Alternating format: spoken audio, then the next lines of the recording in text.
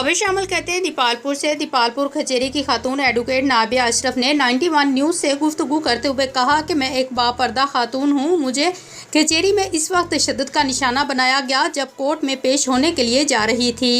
मुझ पर तशद्दुद करने वाला भी एक वकील ही है जिसने कचेरी में मुझे सरेआम तशद्दुद का निशाना बनाया। मुझे बालों से पकड़कर घसीटा गया, मुझे बेपर्दा किया गया। 2 माह से ज़ाहिद अरसा गुजर गया। पुलिस ने FIR तो दर्ज कर ली लेकिन मुलजिम को अभी तक गिरफ्तार नहीं किया गया।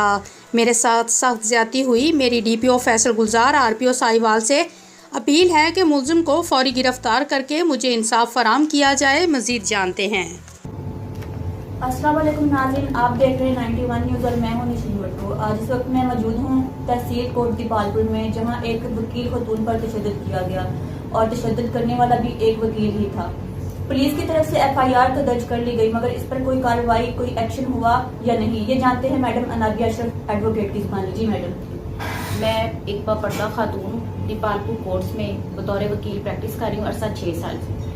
मोरखा 30 दिन को मैं इलाका मजिस्ट्रेट साहब की कोर्ट में एविडेंस करवाने के लिए जा रही थी कि मुलजम जो कि एक वकील है वो मेरे पे हमला आवर हुआ है। उसने मुझे शदीद तशद्दुद का निशाना बनाया है और मेरा वालिद साहब सामने खड़े होकर मुझे कत्ल करने की धमकियां देते रहे हैं। उनके पास मुलजम जो नूरी है उसके पास पिस्टल भी था, जो कि एक रिकॉर्ड याफ्ता मुलजम है। इस वक़ुआ की बाबत मेरी FIR तो दर्ज हो गई है लेकिन मेरी कोई सुनवाई नहीं हो रही। पुलिस ने मुलजम के साथ साजबाज होकर मेरे कुछ जुराइम तोड़ दिए हैं। मेरी आला हुकाम से यही दरखास्त है चीफ जस्टिस ऑफ पाकिस्तान से, पंजाब बार काउंसिल से, DPO से, IG पंजाब से कि इसका खुद नोटिस लें और मुझे इंसाफ दें। मेरे साथ ज्यादती हुई है, मैं औरत ज़ाद हूँ, मुझे बापर्दा है, मुझे मेरा निकाब उतार दिया गया, मुझे शदीद तशद्दुद का निशाना बनाया। मेरी यही रिक्वेस्ट है कि मुझे इंसाफ दिया जाए।